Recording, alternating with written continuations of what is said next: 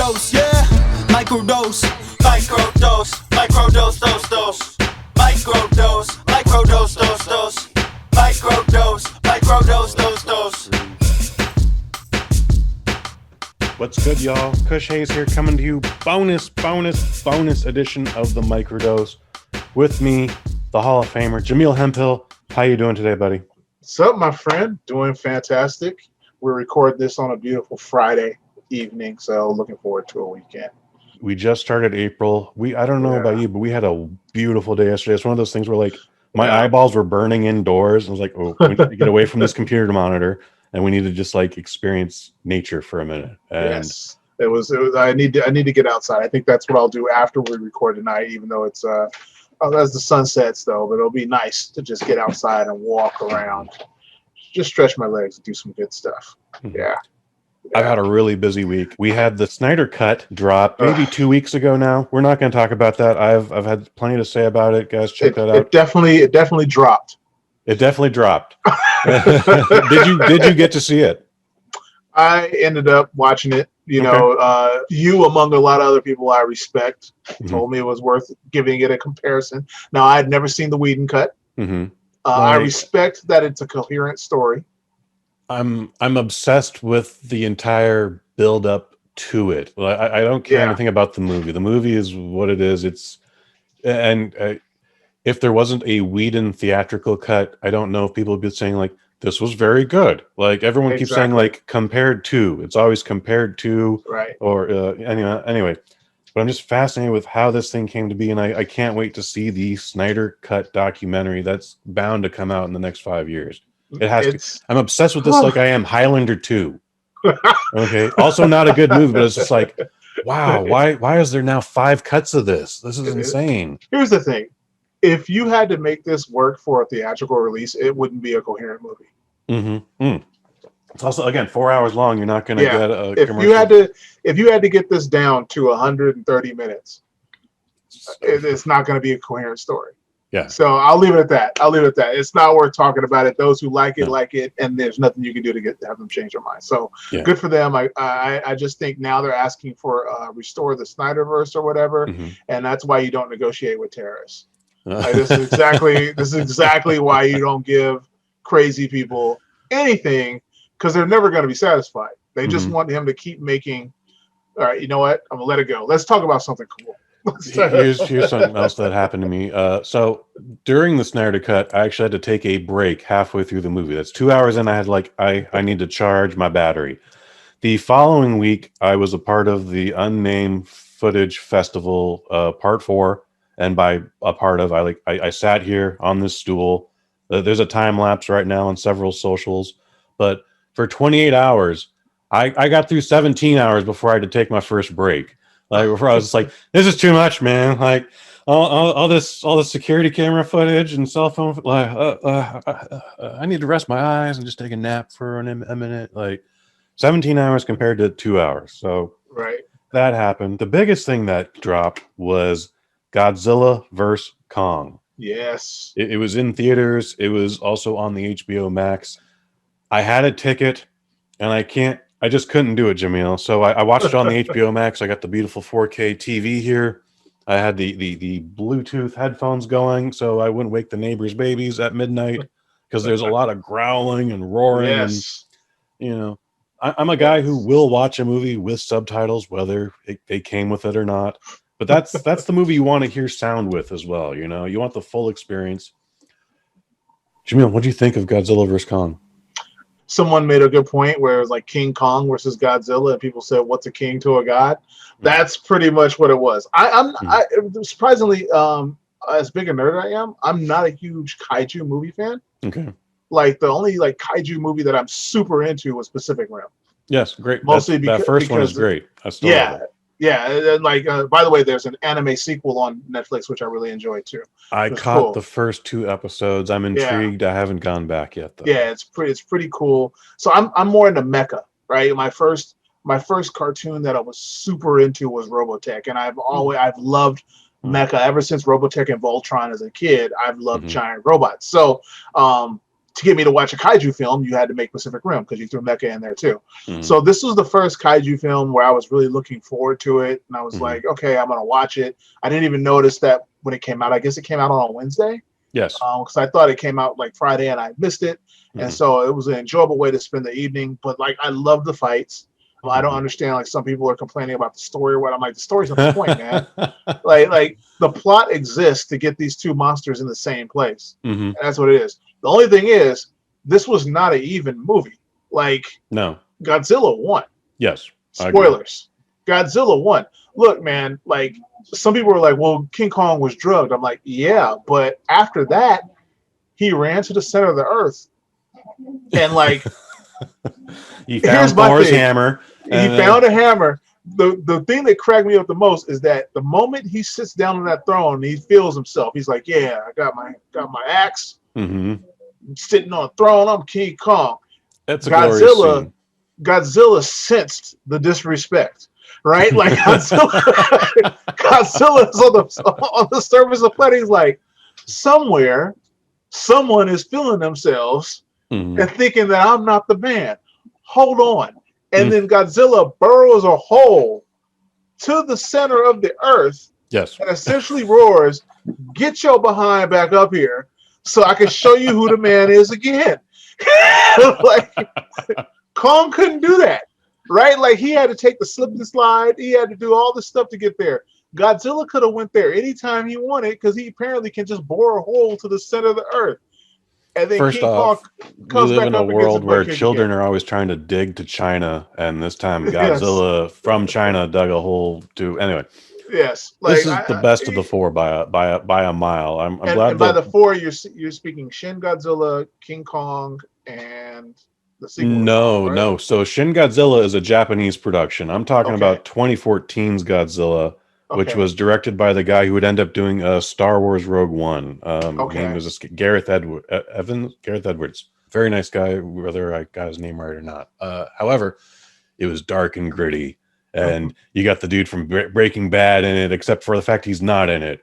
And then you got Wanda Maximoff and Petro Maximoff also in it. But now they're not brother and sister. They're husband and wife. And that's a little weird. You know, Fukushima was just a couple years prior to this release, so it's got a message. We're talking about radioactivity. It's just, and Godzilla's in it maybe 3 times. I liked it. A lot of people didn't, but I also went, I've already been through that. I don't need to see it again. Thank you.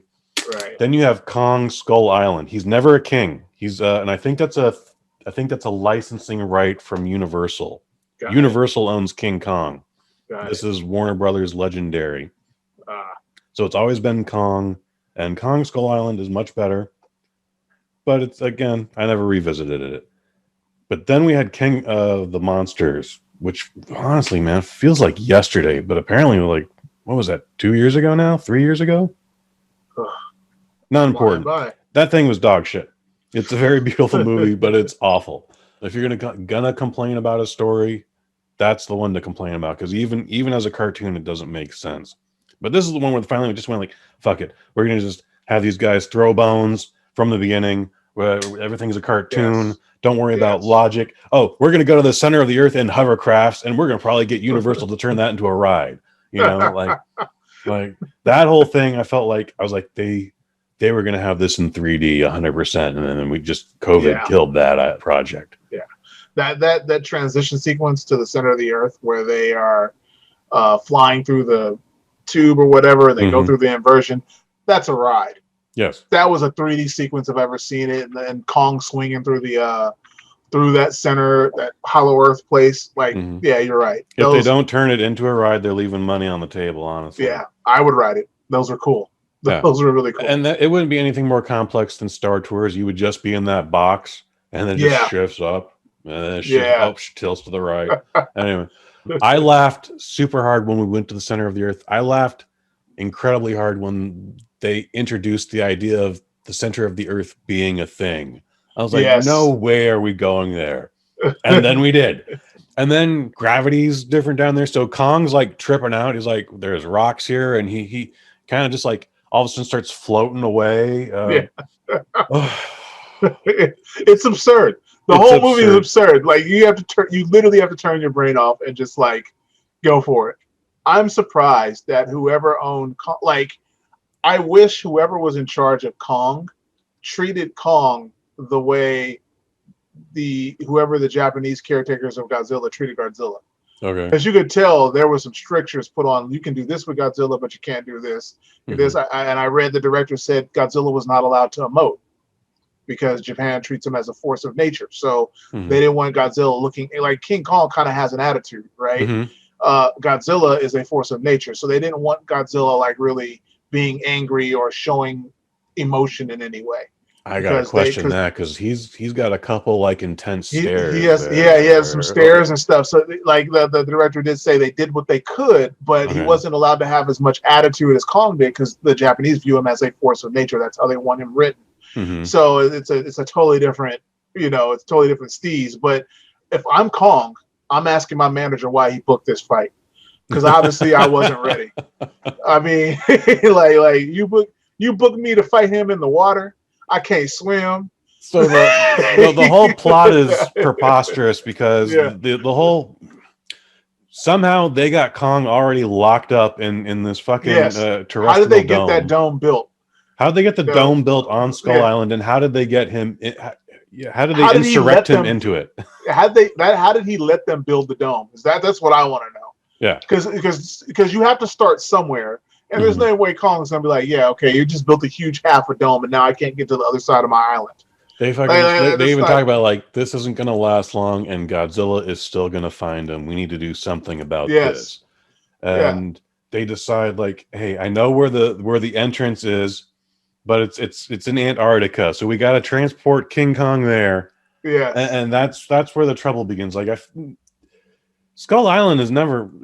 While people have had a hard time finding it, Godzilla probably knows where it is. Yeah, he doesn't like I said, Godzilla is the man. He just he senses disrespect, shows up. Like if you ask me, the few Godzilla movies that I have seen, the Godzilla half of this movie is a traditional Godzilla movie. He senses that people are doing something that they probably shouldn't do. That's probably going to mess them up.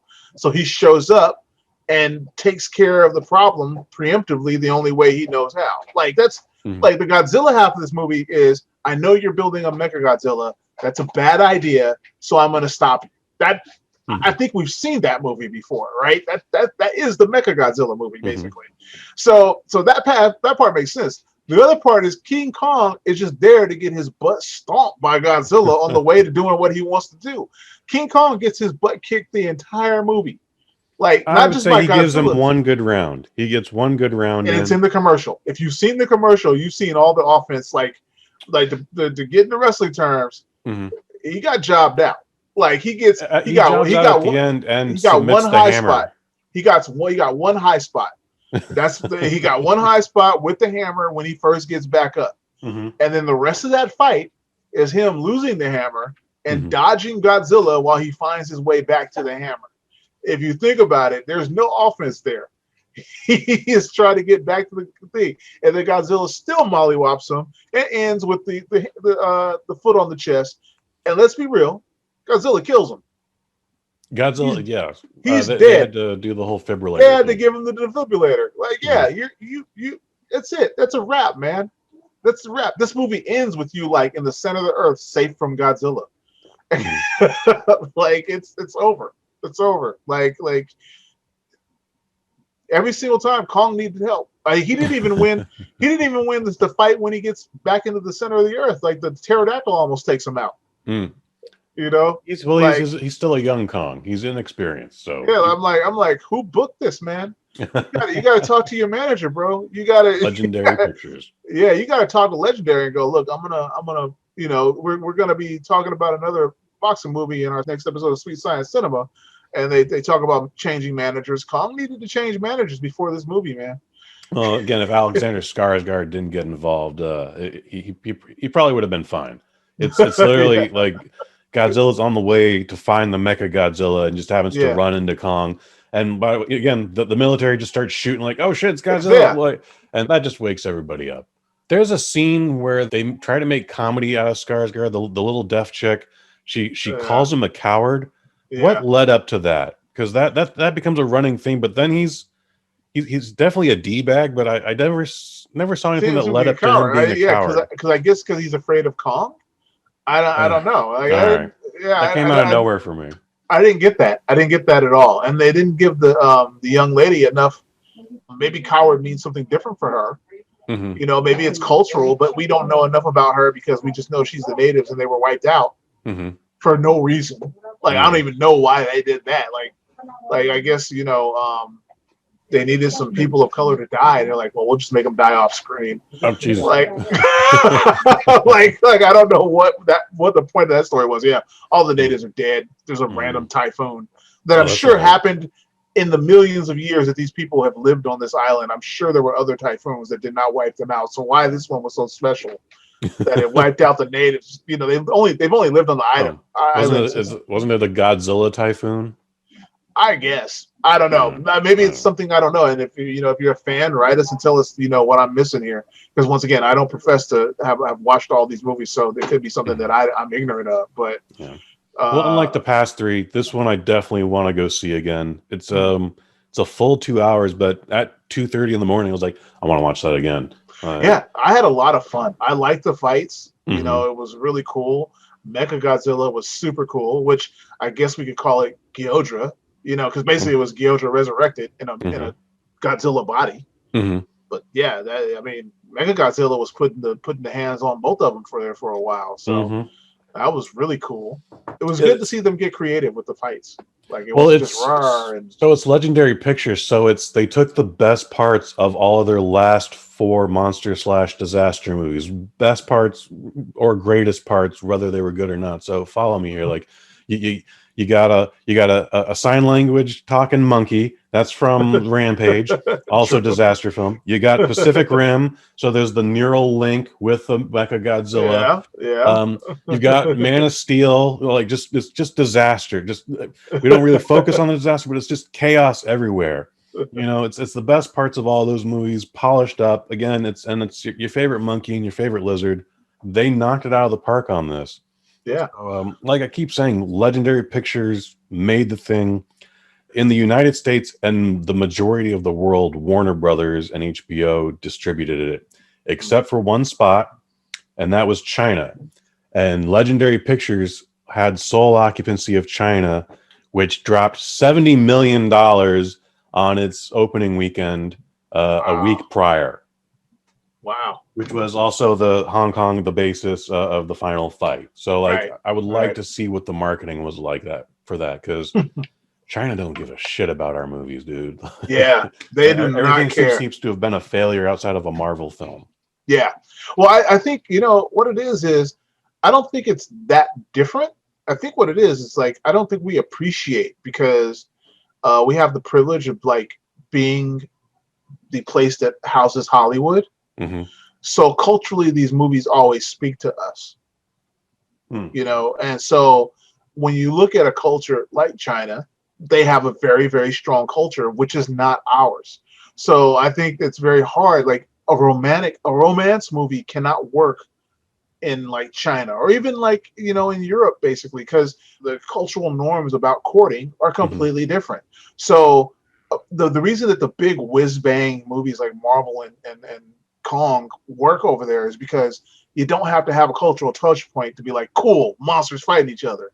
Or cool, superheroes, good guy, bad guy. That's a lot easier to be immersed in, rather than guy meets girl in New York. Well, let's know that the latest Star Wars trilogy, all of them failed out there. I mean, China's just like, I don't give a fuck about your space wizard.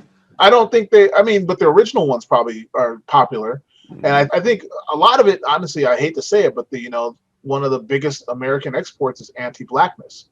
And having Finn as such a primary character there, and you know, there's some misogyny, and then, you know, there was trouble for Black Panther too, I recall that. Exactly. And so also the feedback could be, you know, it could be some sort of echo chamber kind of feedback, where if the home team doesn't like it, the away team isn't going to either. There was a lot of the most toxic elements of the fan base immediately came out against Daisy Ridley.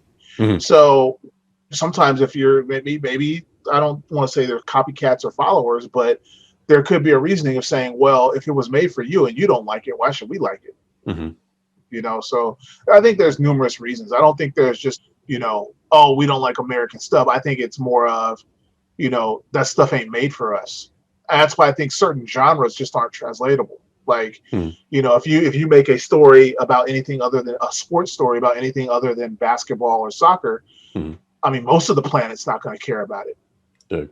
You know, like if you make a football story or American football story, no one cares about that except for like I don't even care. I'm in America. I don't care. like you know, like most of the planet doesn't care about American football. And most of the planet, unless you're, you know, a baseball movie might do well in Japan, it might do well in Europe, it might do well in America, but outside of that, they want to see cricket. You know, like I said, you can make a football movie, but outside of that, they want to see real football, soccer. You know, like Space Jam will probably do awesome in China. I'm very curious to see what Space Jam does now. Like, again, Space Jam was one of those things that shouldn't have been a thing, wasn't supposed to be a thing.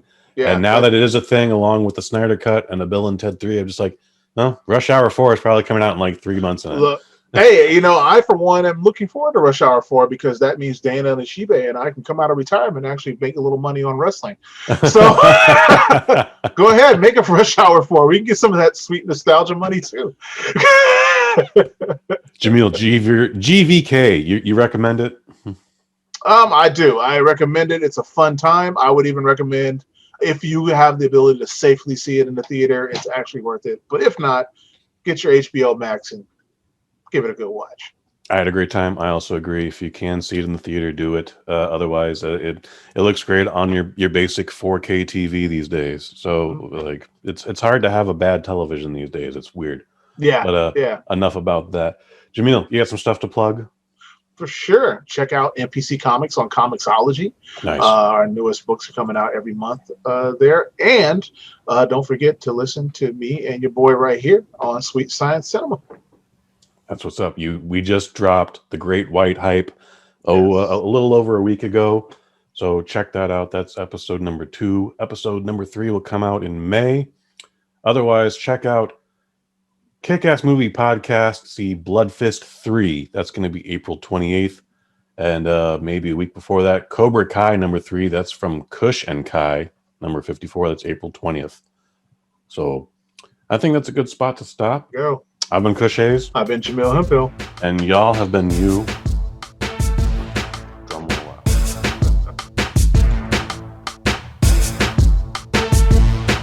Microdose, microdose.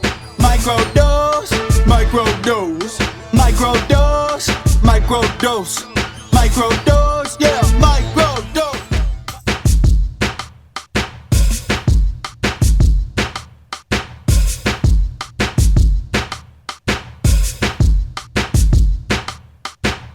From the BosNet family. Somewhere, someone is feeling themselves and thinking that I'm not the man. Hold on.